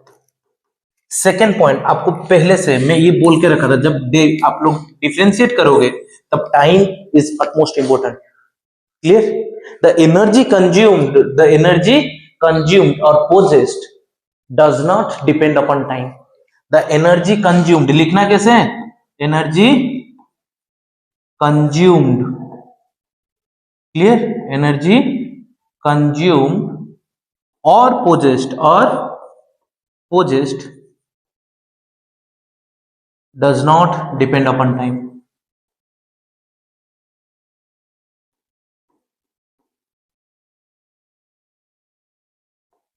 ये टाइम के ऊपर डिपेंडेंट नहीं है। ये टाइम के ऊपर डिपेंडेंट नहीं है। That means energy does not depends upon the time, whereas power consumed is dependent upon, ये टाइम के ऊपर डिपेंडेंट है। 2 पॉइंट हो गया। थर्ड पॉइंट आपका एसआई यूनिट। थर्ड पॉइंट क्या है आपका? SI unit. इसका एसआई यूनिट क्या है? जूल। ऐसे लिखना है, SI unit is equal to joule. इसमें क्या लिखना है? SI unit is equal to watt. 3 point हो गए, आपका मार्क आ जाएगा। इसमें टेंशन की बात नहीं है। कोई डाउट? पक्का? अभी आगे बढ़ते हैं। इधर 3 पॉइंट याद रखना है। फर्स्ट पॉइंट आपका क्या है? Definition. Second point depends upon time, does not depends upon time. Third point क्या है आपका? SI unit. ये जूल है, उधर क्या है? वाट है। नेक्स्ट। अभी आई थिंक आपका ये जो चैप्टर है ये कंक्लूड हो गया। अभी नेक्स्ट चैप्टर हम लोग शुरू करेंगे, that is heat transfer. Clear? अभी शुरू करते हैं हम लोग heat transfer. Clear? Heat transfer. तो फर्स्ट ऑफ ऑल हीट क्या है? What is heat? Heat is a form of energy. Heat कुछ नहीं है। हीट क्या है? एक फॉर्म ऑफ एनर्जी है बस। Clear? Heat is a form of energy that transfer from hotter body to cooler body. Heat क्या है? Heat is a form of energy. Definition अगर आएगा व्हाट इज हीट, तो दो ही चीज लिखना है। अगर हीट का डेफिनेशन है, क्या लिखना है? Heat is a form of energy, एक part it transfer from hotter body to cooler body. जो हीट, जो हॉटर बॉडी है उसके पास हीट एनर्जी क्या है? ज्यादा है। जो कूलर बॉडी है उसके पास हीट एनर्जी क्या है? कम है। तो जिसके पास एनर्जी ज्यादा है, high energy to low energy, जिसके पास एनर्जी ज्यादा है वो क्या करेगा? किसी दूसरे को अपना एनर्जी देगा। हीट ट्रांसफर हम लोग पढ़ाया था, अगर कोई धनी व्यक्ति है और कोई गरीब व्यक्ति, धनी व्यक्ति क्या करता है? गरीब व्यक्ति को दान देता है। गरीब व्यक्ति तो धनी व्यक्ति को दान नहीं देता। Clear? On the same sense it has higher energy, hotter body has higher energy. क्या है इसके पास? Higher energy. और इसके पास क्या है? Lower energy. कोई डाउट? क्लियर? समझ में है? तो ये है की difference. Heat is the transfer of energy. Clear? Heat क्या है? Transfer of energy. It is a form of energy which transfer from hotter to cooler body. Clear? Temperature. Temperature क्या है? The temperature is a measure. Temperature is a measure. Temperature क्या है? पहले बोलते हैं कि आपको डिग्री ऑफ हॉटनेस और degree of coldness. in your class it tells you about the degree of temperature। क्या है? टेम्परेचर मेजर्स क्या लिखना है? Temperature measures degree of hotness और कोल्डनेस। इधर क्या लिखा है इसे देखने का जरूरत आपको नहीं है। हायर लेवल का, ये हायर लेवल का स्टडीज है, इसमें कुछ देखने का जरूरत नहीं है आपको। अगर टेम्परेचर आएगा आपको क्या लिखना है? Temperature measures the degree of hotness and और कोल्डनेस। क्लियर? नेक्स्ट ये बहुत इंपॉर्टेंट है, ये बहुत इंपॉर्टेंट है, इसको पहले भी हमने कर चुका। ये बहुत इंपॉर्टेंट है। What is the difference between boiling and evaporation? The first point, the evaporation occurs only at surface whereas boiling occurs throughout the liquid। मैंने पहले ही बोला था, जब बॉइलिंग शुरू होता है, तो कहां से शुरू होता है? कंटेनर के नीचे से। बुलबुले जो शुरू होते हैं कहां से शुरू होते हैं? जो कंटेनर है, कंटेनर का नीचे से क्या बुलबुले शुरू होते हैं। लेकिन इवापोरेशन नीचे से शुरू नहीं होता है। इवापोरेशन कहां होता है? सरफेस में। सरफेस में जो मॉलिक्यूल्स है वो क्या करते हैं? जो हायर एनर्जी मॉलिक्यूल्स है सरफेस में आ जाते हैं और धीरे धीरे जब उनका एनर्जी उतना हाई हो जाता है वो सरफेस को एस्केप करके चले जाते हैं। जब सरफेस को एस्केप करके चले आते हैं हम लोग उससे क्या बोलते हैं? Liquid state to gas state में आ गया। तो इवापोरेशन क्या है? इवापोरेशन बस सरफेस में होता है, लेकिन boiling through out the liquid होता है। बॉइलिंग शुरू ही नीचे से हो रहा है, जहां से उसको एनर्जी मिल रहा है। एनर्जी लेट हम लोग इंडक्शन में रख लिए, हीटर में रख लिए, गैस में रख लिए, कहीं भी रखे, तो एनर्जी कहां से आ रहा है? नीचे से। तो बॉइलिंग शुरू ही नीचे से हो रहा है। जब आप ऑब्जर्व करेंगे, जब बॉइलिंग शुरू होगा तो पहले जो फर्स्ट जो बुलबुले शुरू होंगे कहां से होंगे? नीचे से। सरफेस जो नीचा मतलब डाउन सरफेस जो है वहीं से ही बुलबुले शुरू होंगे। तो थ्रू आउट द लिक्विड होता है। ये क्या होता है? सरफेस में होता है। Boiling is a faster process. ये फास्टर प्रोसेस है, रैपिड प्रोसेस है। फास्टर और रैपिड प्रोसेस, बहुत जल्दी होता है क्योंकि उसमें हम एनर्जी इन्वेस्ट करते हैं। लेकिन इसमें एनर्जी आज सच कुछ इन्वेस्ट नहीं करते, तो ये क्या है? स्लो प्रोसेस है। दो डिफरेंस हो गया। पहले एवापोरेशन क्या है? एक सरफेस फिनोमेना है। ये क्या है? थ्रू आउट द लिक्विड होता है। ये क्या है? रैपिड है। ये क्या है? आपका स्लो प्रोसेस है। इसके लिए एक्सटर्नल हीट देते हैं, इसीलिए ये रैपिड है। वी प्रोवाइड एक्सटर्नल हीट, इसलिए ये रैपिड है। इसके लिए कोई भी एक्सटर्नल हीट नहीं दिया जाता, इसलिए क्या है? ये स्लो है। Evaporation can happen in any temperature. कोई भी टेम्परेचर हो इवापोरेशन हो पाएगा, लेकिन बॉइलिंग के लिए कोई भी एक फिक्स्ड टेम्परेचर चाहिए। बॉइलिंग के लिए क्या चाहिए? कोई भी एक फिक्स्ड टेम्परेचर चाहिए। जैसे कि वाटर के लिए बॉइलिंग पॉइंट क्या है? 100 डिग्री सेंटीग्रेड। 100 डिग्री सेंटीग्रेड क्या है वाटर के लिए? Boiling point. कोई डाउट? ठीक, ये चारों पॉइंट याद रखना है। उसके बाद थर्मल एक्सपेंशन। थर्मल एक्सपेंशन क्या है? अगर कोई भी इसका अंदर का पहले साइन समझिए, अगर कोई भी मॉलिक्यूल कोई भी सब्सटेंस है उसको हम लोग क्या देते हैं? Heat energy. क्या देते हैं? Heat energy. हीट एनर्जी देंगे तो उसका जो मॉलिक्यूल्स है, देयर विल बी मॉलिक्यूल्स, और मॉलिक्यूल्स के बीच में क्या है? इंटरमॉलिक्यूलर डिस्टेंस, इंटरमॉलिक्यूलर डिस्टेंस और इंटरमॉलिक्यूलर स्पेस। अगर इसको एनर्जी दिया जाएगा, इसके पास एनर्जी आएगा, वो अभी रैंडमली मूव करना शुरू करेगा और फास्टर मूव करेगा। Now it will move faster. कैसे मूव करेगा? फास्टर मूव करेगा। जब फास्ट मूव करना शुरू होगा, वो क्या करेगा? एक दूसरे से दूर जाना शुरू करेंगे। पहले ही इतना एरिया कवर करते थे, अभी दूर दूर मूव होने लगे, अभी दूर दूर मूव होने लगे।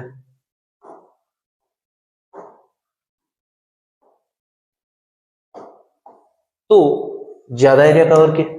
क्लियर? तो this is the science behind the thermal expansion.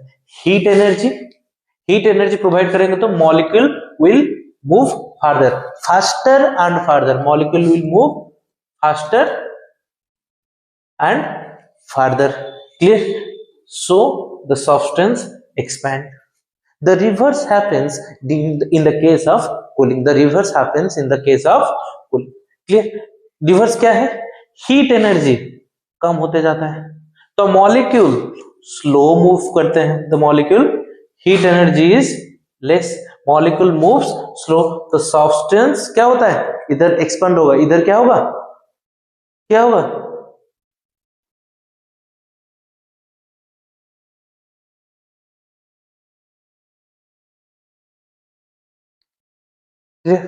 इसको कंप्रेशन बोलते हैं और कॉन्ट्रैक्शन बोलते हैं।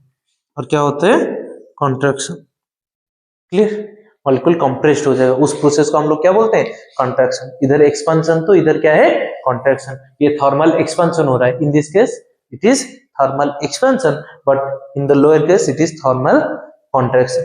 क्यों? एनर्जी लेस है, मॉलिक्यूल स्लो मूव कर रहा है, और इसी की वजह से क्या हो रहा है? मॉलिक्यूल अपने पास आ रहा है, they are coming closer to each other, तो क्या होता है? कंट्रैक्शन। क्लियर? अभी types of thermal expansion, types of thermal expansion, इसको हमने अच्छे से पढ़ा था, बहुत अच्छे से पढ़ा था। क्लियर? इसका हम लोग न्यूमेरिकल बेस्ड भी किए थे, एडवांस लेवल में किए थे। क्लियर? एक है linear expansion, that means the length, if the original length will be L, now the original length will increase, तो longitudinal expansion बोलते हैं, लेंथ ही इंक्रीज होगा। इसमें क्या होगा? Length increase. इसमें क्या है? दो पैरामीटर होंगे, लेंथ है और ब्रेड्थ है। बोथ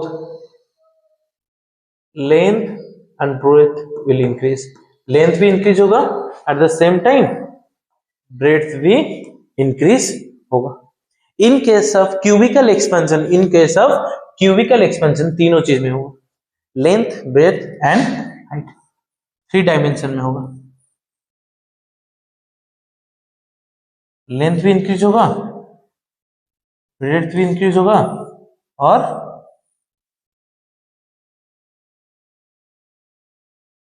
हाइट भी इंक्रीज होगा। Clear? Length, breadth and height.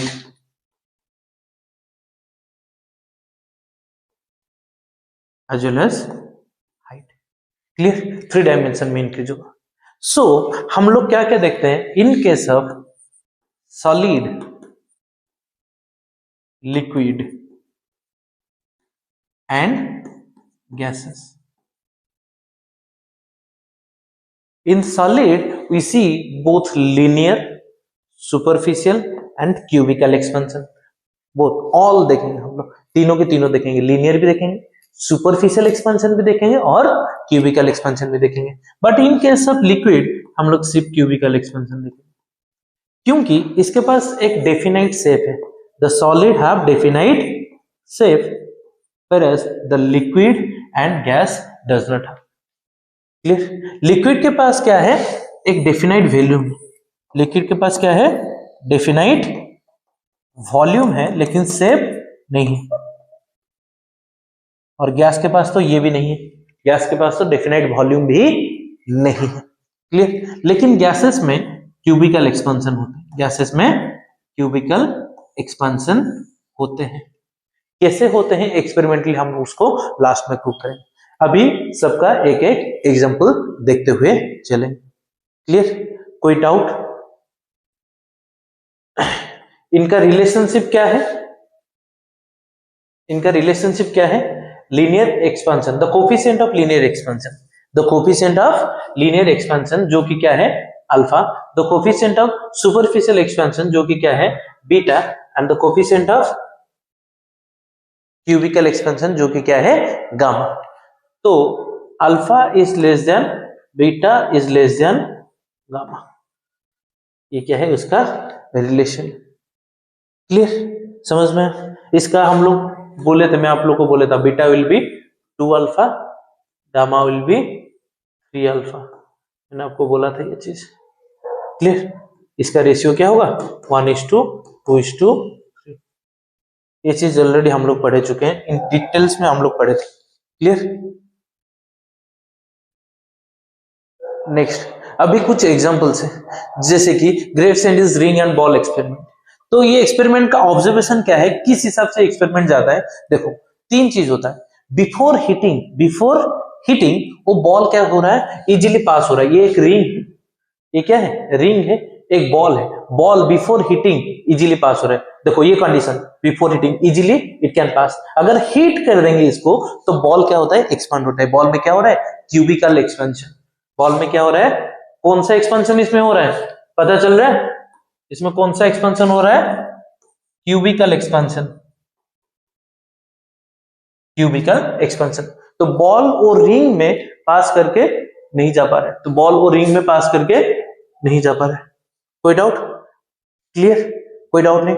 तो बिफोर हीटिंग, अगर आपको ऑब्जर्वेशन लिखने को मिल गया तो आपको क्या लिखना है? Before heating easily pass through the ring, before heating easily pass through the ring, after heating ball does not pass through the ring. क्यों? Due to the cubical expansion, ये मेंशन करना है। And third, after cooling ball again pass through the ring. ये 3 point लिख के आना है। मैंने आपको बोला था जो भी चीज लिखना है पॉइंट वाइज लिखना है, तो ये 3 पॉइंट लिख के आना है। और इधर बॉल एक्सपेंड जो लिखा हुआ है इसको क्या लिखना है? Cubical expansion. Clear? Before heating, after heating, after cooling, 3 condition लिखना है। ये क्या है? Bimetallic strip. ये क्या है आपका? Bimetallic strip. तो बाई मेटेलिक स्ट्रिप कैसे होता है? जैसे कि एक स्ट्रिप है, ये एक स्ट्रिप के साथ और एक स्ट्रिप, इसको हम लोग अटैच किए हैं। क्लियर? 2 डिफरेंट मेटल का होगा। 2 कैसा होगा? डिफरेंट मेटल का। ये क्या बोलता है? This experiment tells us about कि different metals expands differently. Different metal expands या डिफरेंट सॉलिड एक्सपैंड्स डिफरेंटली। तो उसका एक एप्लीकेशन है bimetallic strip. Clear? Let एक क्या है? इनवार है। ये क्या है? इनवार है। ये क्या है? ब्रास है। ये क्या है? ब्रास है। brass and invar, they both are different metal, so they will expand differently, तो अगर इसको हीट किया जाए, इसको कैसे जॉइंट कहते हैं हम लोग? एडिशन करते हैं। कोई भी एडिसिव देखे या तो रिवेटिंग प्रोसेस हम लोग पढ़े थे। रिवेटिंग प्रोसेस हम लोग ऑलरेडी पढ़े हुए थे। रिवेटिंग क्या है? प्रोसेस है जिसकी वजह से हम लोग क्या कर पा रहे हैं? दो मेटल्स को एट द सेम टाइम क्या करते हैं? एडिशन कर पाते हैं। एडिशन के लिए जो प्रोसेस है उसको क्या बोलते हैं हम लोग? रिवेटिंग। क्लियर? रिवेट क्या है? वो एक सिलिंड्रिकल रॉड है। रिवेट क्या है? एक सिलिंड्रिकल रॉड है जिसका की रेडियस क्या होना चाहिए? जो मेटल का जो होल है उससे क्या होना है? छोटा होना है। ये ऑलरेडी हम लोग देख चुके थे। एक बार आप लोग बुक देख लीजिएगा, रिवेट एंड रिवेटिंग। तो अभी इसमें आ जाइए। ये जो बाईमेटेलिक स्ट्रिप है, let the upper one is the invar and the lower one is the brass. Upper one is the invar and lower one is the brass. Clear? अभी क्या होगा? ब्रास का thermal expansion, the thermal expansion of brass is more than the thermal expansion of invar. तो कौन ज्यादा expand करेगा? Brass ज्यादा expand करेगा। तो ब्रास का लेंथ बहुत जल्दी बढ़ेगा। तो क्या होगा? जो ब्रास है वो लेंथी हो जाएगा, इनवार क्या रहेगा? छोटा रह जाएगा। तो it will form structure like this.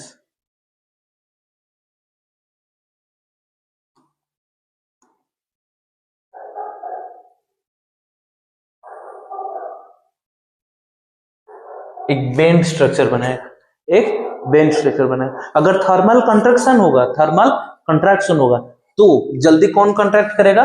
Brass.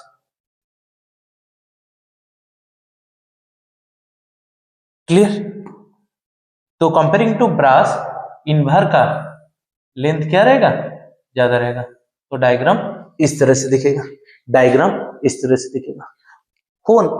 In whole the diagram हम लोग ऑरेंज कलर का जो है उसको क्या बोल रहे हैं? इनवर, और जो येलो कलर का है उसको क्या बोल रहे हैं? ब्रास। तो कंडीशन इसमें जो है एक ही कंडीशन है, तो ब्रास का थर्मल जो कोफिशिएंट ऑफ थर्मल एक्सपेंशन क्या है? ज्यादा है, तो वो ज्यादा, उसका लेंथ क्या होगा? ज्यादा बढ़ेगा कंपेरिजन टू इनवर। अगर 2 डिग्री में ये 2 सेंटीमीटर हो रहा है, अगर 2 डिग्री में ये कितना हो रहा है? 2 सेंटीमीटर, वही 2 डिग्री राइज में ये कितना हो जाएगा? 3 to 4 सेंटीमीटर, मतलब इससे ज्यादा ही उसका लेंथ इंक्रीज होगा। This is the application of bimetallic strip. तो उसका कहाँ यूज करते हैं हम लोग? थर्मोस्टाट, फायर अलार्म, टेम्परेचर, कोई भी टेम्परेचर कंट्रोलिंग डिवाइस है उसमें हम लोग यूज करते हैं। और लास्ट हम लोग इसका भी एप्लीकेशन देखेंगे ऑटोमेटिक फायर अलार्म में। इधर लिखा हुआ है 2 metals bars and invar joined together। Clear? Bimetallic strip क्या है? Bimetallic strip are strips of 2 different metals joint together. आपको अगर डेफिनेशन आएगा what is bimetallic strip, important है ये इंपॉर्टेंट है। What is bimetallic strip? तो बाइमेटेलिक स्ट्रिप आपको डेफिनेशन में क्या लिखना है? It is the 2 different metals, सिर्फ 2 मेटल्स मत लिखना, 2 different metals joined together। Bimetallic strips are 2 different metals joined together। अगर एग्जांपल पूछेगा 2 डिफरेंट मेटल्स का एग्जांपल दे दो, उसके बाद लिखना है ब्रास एंड इनवर। कोई डाउट? क्लियर? ये लिख सकते हो। और इसके बाद ये हम लोग के ब्रास का एक्सपेंशन क्या है? ज्यादा है, तो इसीलिए स्ट्रिप बेंड क्या होता है? Towards the brass. जो ज्यादा एक्सपांड होगा उसी तरफ ही बेंड होगा, जैसे कि ब्रास की तरफ बेंड हो। अभी ब्रास कॉन्ट्रैक्ट हो तो ज्यादा एक्सपेंशन किसका होगा कंपैरिजन टू ब्रास? इनवर का, तो आउटवर्ड इनवर की तरफ बेंड हो। क्लियर? जिसका लेंथ ज्यादा होगा उसी की तरफ ही बेंड होगा।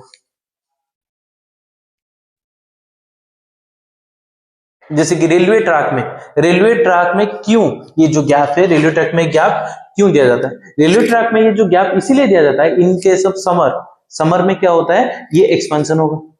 समर में क्या होगा? ये एक्सपेंशन होगा। अगर वो गैप नहीं रहेगा, एक्सपेंशन होगा, तो ये मूव कर जाएगा, ऐसे मूव कर जाएगा, तो रेलवे एक्सीडेंट्स ज्यादा होगा।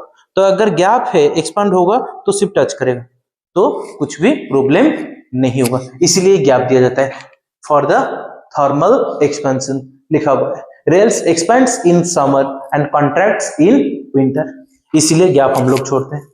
क्लियर? ब्रिज कंस्ट्रक्शन, देखो ब्रिज कंस्ट्रक्शन में क्या है? ब्रिज कंस्ट्रक्शन कैसे बनाया जाता है?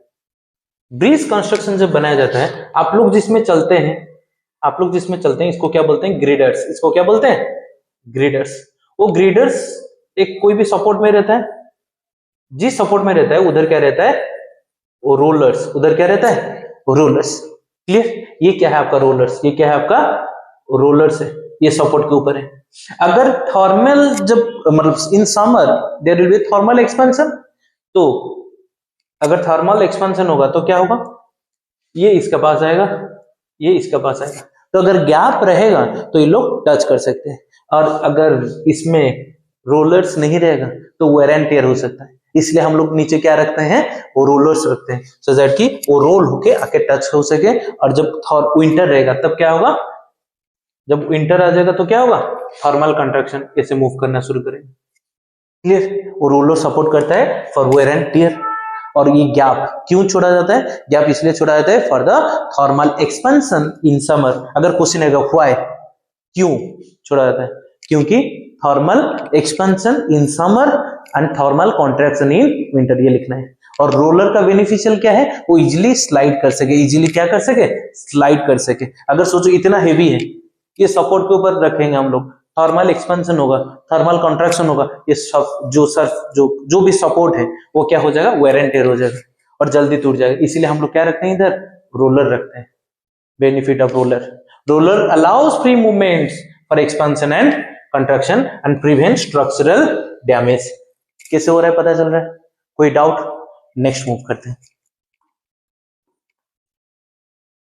Rim on wheel, rim on wheel, तो ये क्या होता है, देखो अभी ये जो रिम है व्हील आउटसाइड में देख पा रहे हो, ये क्या है आपका वुडन कार्ट व्हील में, वुडन कार्ट व्हील में एक आयरन रिम लगा हुआ होता है। अगर इसको बड़ा वाला आयरन व्हील मतलब जो आयरन वाला रिम ले लिए और वुडन में क्या कर दिए, उसको लगाए, जब थर्मल एक्सपांड होगा बाहर से निकल के आ जाएगा। तो इसीलिए क्या किया जाता है, वुडन व्हील का रेडियस जितना है दैट आर है, उससे कम आर डैश क्या करते हैं, आर डैश को, R dash will be less than R, उससे कम रेडियस का हम लोग क्या लेते हैं, आयरन रिम, उसको थॉर्मली एक्सपैंड करते हैं, उसको थॉर्मली एक्सपैंड करते हैं और इसके ऊपर चिपका देते हैं। और जब उसको ठंडा पानी डाल देते हैं, कूल होता है, तो क्या होता है, कांटेक्ट होकर अपने ओरिजिनल पोजीशन में आ जाएगा और चिपक के रहेगा, कोई प्रॉब्लम नहीं होगा। क्लियर, लिखा होगा the iron rim slightly smaller than, slightly क्या है, smaller than the wooden wheel diameter. जो चीज समझा है वही चीज लिखा हुआ है, हाँ या ना। Heating iron rim heated until it expands and can slide over the, उसको तब तक गर्म किया जाएगा जब तक वो एक्सपांड होके इसके ऊपर स्लाइड ना हो पाए। वंस स्लाइड हो जाएगा तो उसको क्या करते हैं, on cooling rim contracts and holds the wheel tightly. समझ में? क्लियर? ये किस वजह से हो रहा है, due to the thermal expansion and contraction. Next, glass tumbler cracks, glass tumbler cracks, इसमें क्वेश्चन आ सकता है आपको, इसमें क्वेश्चन आ सकता है।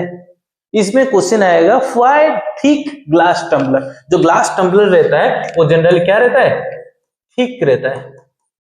Why thick glass tumbler cracks, अगर उसमें गर्म पानी डालते हैं तो वो क्रैक हो जाता है। लेकिन अगर कोई थिन कोई ग्लास रहता है, जिसको हम लोग क्या बोलते हैं, जो बोरोसिल का जो ग्लास रहता है, जिसको हम लोग माइक्रोवेव में भी यूज करते हैं, वो क्रैक क्यों नहीं होता, ये क्रैक क्यों होता है, इसको देखेंगे। तो इसका बेसिकली तीन रीजन है, इसका बेसिकली तीन रीजन है। The first reason, it is very thick, it is very thick. Second reason, glass is an insulator, is an insulator to heat। तो गैस प्रॉपरली हीट कंडक्ट नहीं कर रहा है, ग्लास प्रॉपरली हीट कंडक्ट नहीं करता है। किस हिसाब से होता है, देखो इमेजिन करो बस चीजों, ये ग्लास है, क्लियर, लेकिन ये ग्लास इतना थिक है कि इसका एक आउटर सरफेस है, इसका एक इनर सरफेस है, इसका एक आउटर सरफेस है, एक क्या है, इनर सरफेस है, थिक ग्लास में। तो थिक ग्लास है, तो इनसाइड जो हीट है, इनसाइड जो हीट है वो बाहर, आउटसाइड जो रीजन है, जो एक्सटर्नल पार्ट है, this is your external part, external, that yellow part is your external part and the orange part is internal part. अभी इंसुलेटर है, अगर पानी हम लोग पोर करेंगे तो कौन सा पार्ट ज्यादा हीट होगा, inner part, the orange part heat होगा। वो इंसुलेटर है तो इनर पार्ट का हीट आउटर पार्ट को ट्रांसफर होके नहीं आ पाएगा। अगर नहीं आ पाएगा तो क्या होता है, ड्यू टू दैट थिकनेस क्या होता है, uneven expansion, uneven expansion of tumbler. Uneven मतलब रेगुलर एक्सपेंशन नहीं होता है, that means inner part is getting expanded. ये क्या बोल रहा है आपको, the inner part expands, inner part expands, whereas outer part not, outer part expand नहीं हो रहा है, इनर पार्ट एक्सपैंड हो रहा है, आउटर पार्ट एक्सपैंड नहीं हो रहा है। तो जो अनइवन एक्सपेंशन की वजह से एक स्ट्रेन डेवलप हो रहा है, क्या हो रहा है, एक स्ट्रेन डेवलप हो रहा है, जिसकी वजह से वो क्या हो रहा है, क्रैक हो रहा है। क्लियर? तीन चीज आपको लिखना है, क्या लिखना है आपको, तीन चीज। First of all, glass is an insulator to heat, thick glass, the glass tumbler is thick, the glass tumbler is thick, that's why the heat cannot get transferred, that's why the heat cannot get transferred from inner surface to outer surface, due to which the uneven expansion occurs, which causes the tumbler to crack। तीन चीज है, एक है glass insulator है, second चीज है tumbler जो है थिक है, जिसके वजह से, थिक के साथ साथ ये भी लिखना है, जिसके वजह से क्या हो रहा है, the heat could not get transfer from inner surface to outer surface, due to the uneven expansion tumbler get cracks. कोई डाउट? पक्का?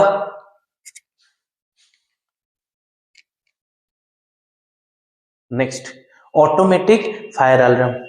ये डायग्राम आपके बुक से लिया गया है, ये डायग्राम आपके बुक से ही लिया गया है। देखो, जब थर्मल एक्सपेंशन नहीं होगा तो ये जो स्क्रू है, तो ये जो स्क्रू है, the part A will be straight, the part A will be straight, वो स्क्रू के साथ कांटेक्ट में नहीं होगा, there would be a gap.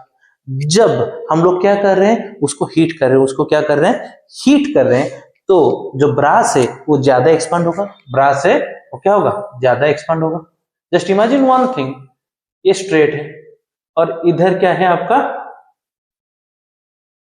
Iron nail है जो स्क्रू है। क्लियर? जब ये एक्सपेंशन होगा क्या होगा, ये ऐसे ही बोट शेप में आ जाएगा, तो आयरन नेल टच हो जाएगा, आयरन नेल क्या होगा, टच होगा, तो इलेक्ट्रिसिटी कंडक्ट होगा। पहले इलेक्ट्रिसिटी कंडक्शन नहीं हो पा रहा था क्योंकि गैप था, अभी ये कांटेक्ट में आ गया, अगर कांटेक्ट में आ गया तो क्या होगा, इलेक्ट्रिसिटी कंडक्ट होना शुरू होगा, तो इलेक्ट्रिक बेल जो अलार्म है वो बजना शुरू हो जाएगा।